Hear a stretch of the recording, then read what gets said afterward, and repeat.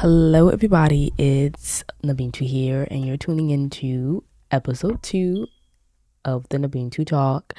I want to first of all say thank you all for just the support, the feedback, the comments, the messages. May the Lord bless y'all tremendously. I wasn't expecting so many feedback, but I want to say thank you, thank you, thank you, thank you, thank you. All right, let's get into episode 2. I know you guys enjoyed EP1. I enjoyed it too. I kind of listened to myself a little bit and had it on repeat for a while. So it was great. So let's get into the second episode. And today, before I get to anything, I want to just give a small, short story time, which correlates with what we're going to be discussing about today. So, a while back, I was going through a little episode, and the Lord kept reminding me, are you going to submit to what's being demonstrated to you currently and what you're facing? Or are you going to submit to what I've called you and who I've say that you are and who I've stated that you are? Which one is it? What you see or what the truth is about you? I was like, you know what? You got it. You got it. But because what I was dealing with at that time was just too much to bear, I was fighting towards my reality and accepting what the Lord is saying about me, even in that current moment when it felt like it wasn't aligning, it wasn't correlating with each other. And there's many times in seasons where what we face, it begins to rewire our thought process of who we are and who Christ says that we are. And because of that, we begin to doubt. Because of that, we begin to lose hope. Because of that, we begin to lose faith. So, today we're going to be speaking about identity. And I want to touch base a little bit on a few Bible characters in scriptures. I want to start off with Abraham because who we talked about last episode. And I love Abraham. I think Abraham is such a chill guy. Like he just, all right, cool.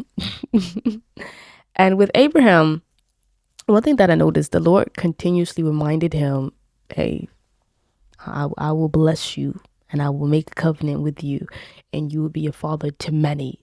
I will bless you and I will give you a child. Look, okay, I see the blessing part, but I don't see the child. But whatever you say, Lord, whatever you say, Lord.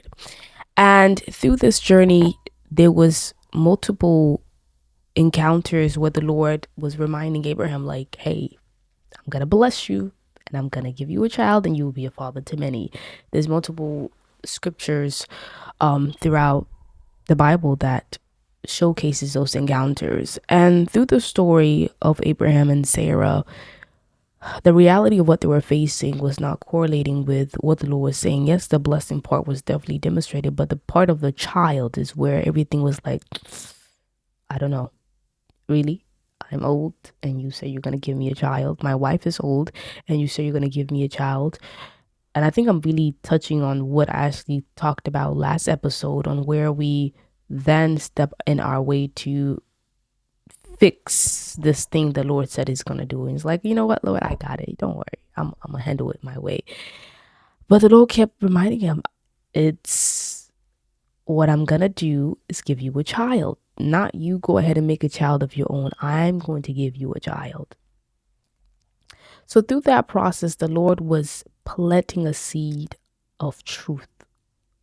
But the reality that Abraham was living in was not aligning with that. But the Lord had to remind him, I'm going to bless you. And we see, I think between verse 14 or 15, where the Lord encountered Abraham, and it says that because he believed, it was counted to him as righteous. And we see that also correlates with the book of Hebrew, how because of him believing, it made him a righteous man. He had faith and he believed according to the word of the Lord regarding his life. And seasons come and go. And sometimes we can dwell in a season for such a long time We begin to identify ourselves according to that season. We begin to be fixated in what that season has displayed about us and has showed us who we are, quote unquote. And we begin to believe that perhaps maybe that's who I am. Maybe that's what can come out of me based on what this season is demonstrating. If we all continue to live a life that is only based on one season and we allow ourselves to be identified by that one season, we will never progress in life as individual. In such a society that we live in such a world that we live in, it requires growth and development. It desires for us to be able to be aware that there is the capacity and the grace to do the things that we have envisioned, the things that we have in mind, if we actually come into alignment and submitting to that word and that truth. People that we see today with great businesses and are well accomplished is because they had a vision and they submitted to that vision and they accepted that even though the winds might blow and the storm might come, I am submitting to this vision. I believe that this is possible. I believe that it will come to pass. And sometime, yes, challenges come and you might feel discouraged, but are you going to remain in that discouragement? So I went through a little episode and I was a bit discouraged. I said, Lord, I feel like this and I feel like that and I feel like this and I feel like this and I feel like that and I feel like this and I feel like that.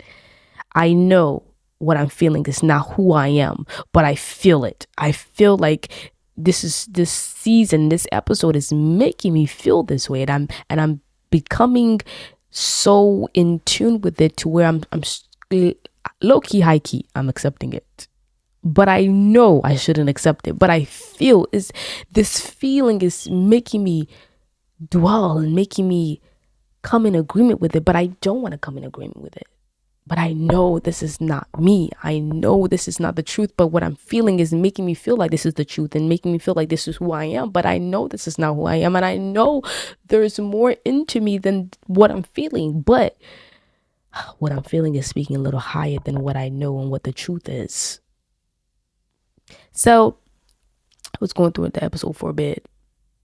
One thing that I noticed that really shifted my perspective or what I felt at that moment was the environment that was created in me.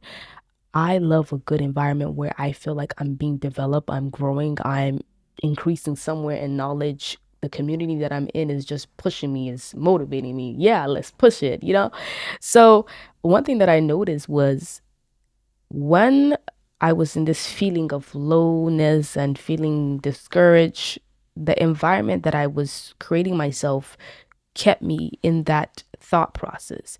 But when I got into an environment that I'm thinking you know, my thought process are a bit different than how it was before, because the environment that I was in was really shifting my perspective, shifting how I saw myself, shifting how I view myself, and what I felt decreased because the environment that I was in really created an environment that was really uplifting me. And that's why it's important that you get in an environment that is uplifting you. Get in an environment that is changing your perspective. Be around people that are motivating you. Be around people that are really allowing you to think, because you need that. Your brain needs that. We are wired to be subject to what's in our atmosphere, the energy that has been created, because eventually that energy is going to affect us sooner or later. Sooner or later, it's going to affect us. And we see a lot that of scripture. We see Lot's wife, because she was so engaged in this Sodom and Gomorrah little land. Now it was time for them to go. She's like, but no, but I know I should have turned around, but like, I don't want to let it go. I don't want to let it go. But because that environment, she got used to it and she loved that environment. So she's like, I don't want to let it go. So I'm going to turn around. And she did turn around because she was so immersed in such an environment. The thought of leaving that environment was killing her so much. Identity is very much needed. The awareness of your identity is needed for the growth that will be developed through you. When you become aware of who you are, aware of the things that is bestowed upon you, aware of who you are in every season that you go through, though feelings do come, and yes, you might feel it, but the awareness of your identity pulls you in and says, hey, you might feel this way, but I want you to remember who you are. You might feel this way, but I want you to remember the vision. Kid you not, if we're going to be very realistic, I wouldn't be doing YouTube thing right now. I would not, because but because of the self-awareness of identity, the self-awareness of seasons, the self-awareness of the calling and the assignment the Lord has given me, I had to come into subject with that rather than what I feel. Because what I feel, I don't want to do this, but because of my awareness of season and timing and what the Lord is orchestrating at that moment, I come into submission into that rather than what my emotions are saying. I'm going to submit to the voice of the Lord. Submission is very important. You have to submit. Either you submit to your emotions or you submit to the voice of the Lord. That's up to you, because at the end of the day, you will get results of what your emotion can produce, and you will get result of what the word of the Lord can produce, and that is truth. That is just a moment of realizing what impact can be given through submission of the voice of the Lord. Now, we live in a generation that is so in the atmosphere of desiring to find themselves. We all want to know, who are we and what are we meant to do? And because of such a high increase of identity and wanting to know purpose, wanting to know who we are, wanting to fit in a society, people don't go to their maker. They go to social media, they go to what is said around them. And because of that, we just see a lot of copycats. Everybody looks the same, everybody talks the same, everybody does the same thing. Who are you for real? If we take away the social media and we take away every other thing, who are you? Who are you? Because when you begin to understand who you are, you operate differently. The form of comparison, the form of jealousy begins to detach you, begins to decrease, because you're not looking at what everyone else is doing. You're looking on what you're doing and what you're meant to do and what the Lord has bestowed upon you. Identity is very, very important, because if you want to grow in this life, you got to know yourself. You have to know your dislikes. You have to know, okay, I like this and I don't like this. I want to do this and I don't want to do that. You become self-aware of your skills, and you become self-aware of the things that you're not skilled for. We look at Joseph. This man was grace in leadership. He was grace very well. Even when he was a slave, he was grace. Even when he was in prison, he was grace. People respected him because there was something that was in him that just made them give him responsibilities. It was literally embedded in him that this is what he's going to do.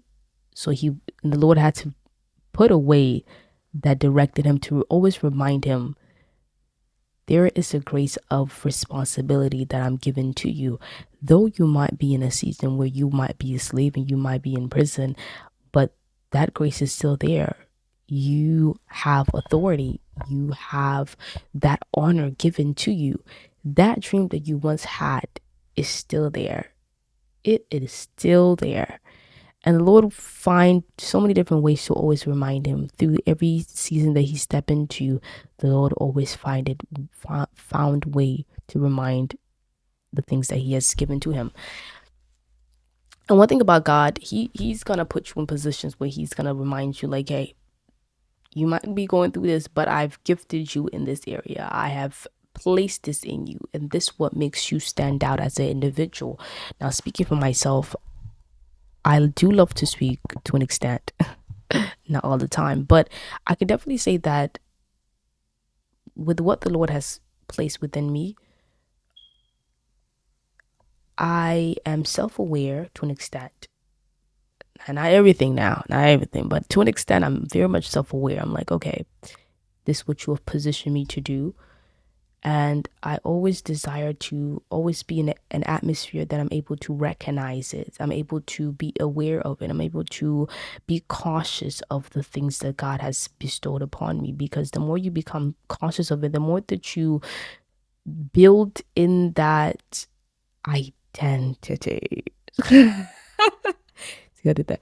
You build that in the identity. You sharpen yourself in recognizing, who am I and what can I offer into this generation. I believe that everyone is blessed to be able to be a blessing.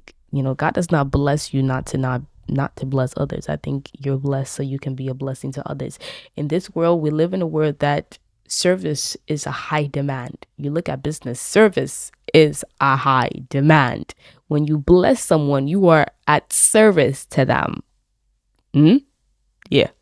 So, just being aware of identity, it allows you to position yourself in such a society that we live in. It places you in an establishment. Yeah? It establishes you in what you're meant to do and how you're going to do that. And that's a journey. I always say that it's a journey. It doesn't happen overnight. The people that we admire today, it didn't happen overnight to them. They recognize, okay, and they build on that. So being able to recognize it and build on that is very, very important in such a society that we live in, because if you don't build on what the Lord has given to you, then it's just lingering around. You want to build in what God has given to you. You want to build in the identity that God has bestowed upon you, because if you don't build, it's like that story where Jesus spoke about the workers, and each of them had a particular amount of coin, and they left and they came back, and he asked, so what you guys did with it? One of them was like, oh, I just kept it where you know and everybody else was like, yeah, and I used it and I multiplied it, used it and multiplied it, used it and multiplied it. What are you doing with what you have? Are you using it and multiplying it, or are you just hiding it in the corner? I know this is also for me, guys, because the Lord reminded me that, are you going to use what I've given you, or are you just going to hide it? Hello? Hello? So identity is very, very, very important. And I don't want to be a speaker of too much words. I think I've said enough for this episode. I think there will be more spoken to the second episode. First of all, I want to say thank you all for tuning into episode 2. Before I get into anything, I do want to pray, and then we shall wrap it up. Lord, I thank you for today, and I pray that every single person that has gathered here today, that you will be able to build them in their identity. Allow them to recognize who they are and who you have called them to be. We thank you for today. In Jesus' name we say amen.